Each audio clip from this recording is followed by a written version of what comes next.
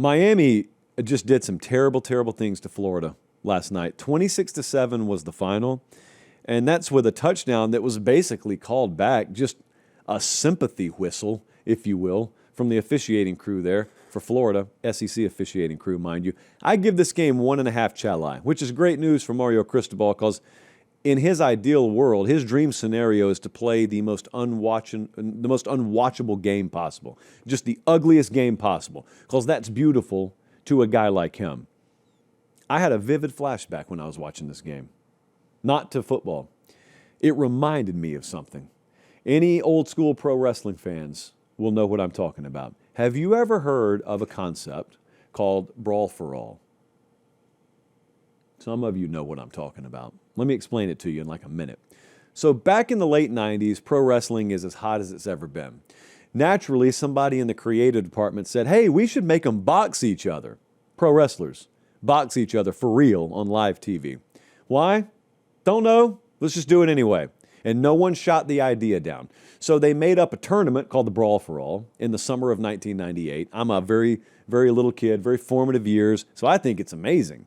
And so I've got guys that I've watched perform for me my whole childhood who are now boxing each other for real. And it was terrible. And half their talent roster got hurt, but there was one guy named Bart Gunn who turned out to be a pretty good boxer, turned out to be a phenomenal boxer by pro wrestler boxing standards. So he buzzsaws his way to the finals. And then he knocks out one of their big talents in the finals, and Bart Gunn is crowned champion of the tournament. Now, if that's where it ended, it would just be a bad story. It would just be a bad creative idea, and it's 25 years later, whatever. Unfortunately, that's not where it ended, because the bright minds in the front office got the idea that this guy looked so good boxing pro wrestlers, maybe we should wait till the next spring at WrestleMania and have him box an actual boxer. So they call Butterbean, and they have him show up in Philadelphia at WrestleMania 15. Now, Butterbean shows up to the event, as the legend has it, and actively asks the creative team, hey, what do you guys want me to do? Like, he's a real boxer, okay? So he can kill people if he wants to. So he shows up to a pro wrestling event, sure that he's being paid to perform. And they told him, no, we've got one of our guys is a good boxer. Oh, look at that. Look how chiseled he is. He's a good boxer. And Butterbean, in no uncertain terms, says, but you understand what's going to happen if I box him, right? Box him for real. And they're like, no. He's good. Trust us. He won our tournament. So there it is, WrestleMania 15, Philadelphia, Pennsylvania. First pay-per-view my parents ever let me buy, by the way. And almost at the end of the first round, after a knockdown, Bart Gunn is knocked out. It was very ugly. It derailed his career, gave him a concussion, and he was never the same again. And the point is, I bet there were people in the back who were shocked when Bart Gunn got knocked out by Butterbean. Just like I bet there were people at Florida who really thought from a physical standpoint, they were about to go down to Miami last night. Maybe they don't win the game, but we will go toe-to-toe physically with Miami. They can't go toe-to-toe physically with Miami. Carson Beck really only needed to throw if he felt like it in this game. This, my friends, was your Sarah McLachlan special yesterday. Miami had 184 yards rushing, and Florida had 141 yards total.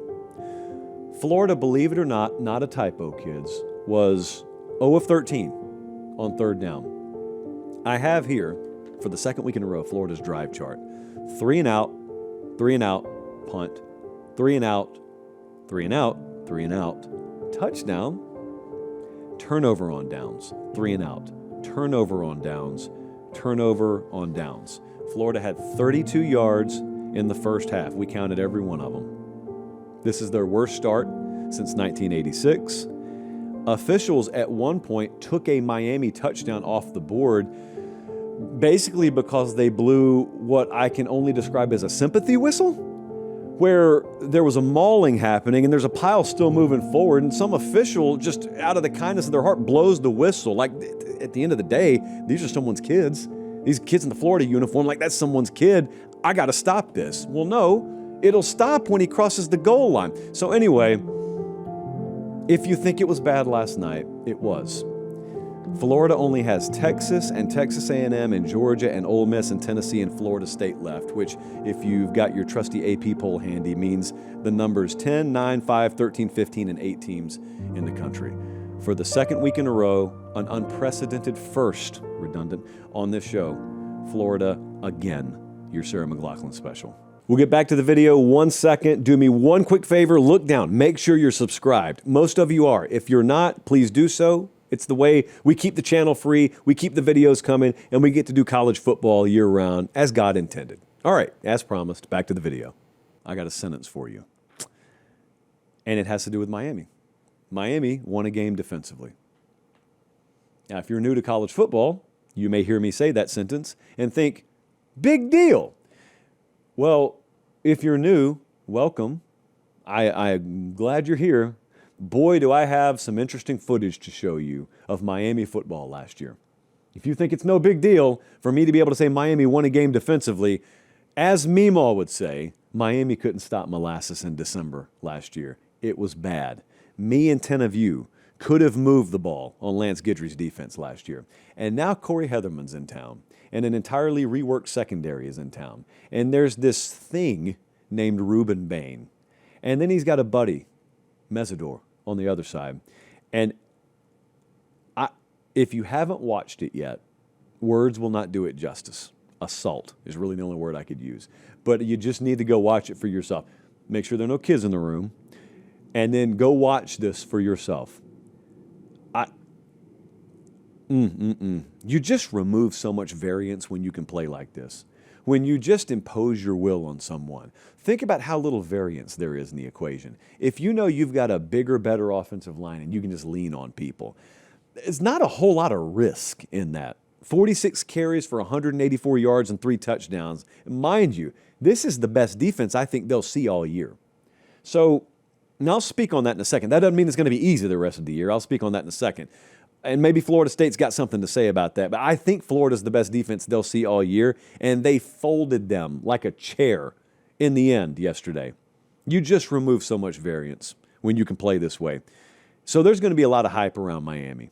There is no getting around that. There already kind of was, and now there really will be, and there's going to be a lot of mystery around them too. They got the best odds to win the ACC by a fairly wide margin right now. I think it's the best team I've seen in college football this year. But 2 things. Firstly, they go to Tallahassee, Florida in 2 weeks.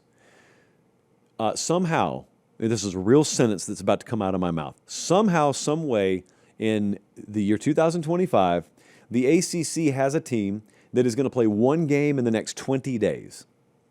Because Miami has a bye this week, then they play at Florida State, then they have another bye. Then they play the rest of their season. Don't even ask. Don't even ask.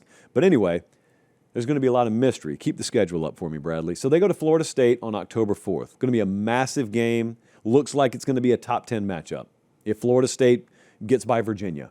And don't laugh because that's a single-digit spread. But if they get by them, that's a top 10 matchup. It's the most meaningful Miami-Florida State game in like a generation. After that, if you're listening on podcast, Louisville, Stanford, at SMU, Syracuse, NC State, at Virginia, at Pitt. I would venture to think Miami is either a double-digit favorite or close to it in every one of those games. At SMU is the only one I would possibly doubt there. If they stay healthy, they will be a big-time favorite in all those games. So who matches up? Nobody matches up. I don't know that anybody matches up with them, period, on the line of scrimmage, but that's not the question. Here's the problem. To me, the biggest challenge Miami will face is themselves. After that Florida State game, their biggest challenge is themselves, because here's what happens. You got an extremely talented team, the potential to be a dominant team, but it's a bunch of guys who have never been to the dance before. Hardly anyone associated with this program has been to the dance, and if they have, it's been with another program. Mario's never done it as a head coach. These coordinators have never done it as coordinators. Carson Beck has. Carson Beck's played at that level. A lot of these players haven't. Here's the problem. When you've never been great, you don't really have a proper scale in your mind to let you know how great you are and the standard and what it's supposed to look like. And when you play great competition every week, that's a moot point because you get to test yourself against it every week. They won't play great competition every week. So you got a group of folks who haven't been there before and hadn't done it before, and they'll be double-digit favorites every week. And what can happen is you can underachieve and still win. You can let bad habits creep in and still win. You can get lazy. You can get very, very careless with attention to detail. And really, your helmet's going to win a lot of those games.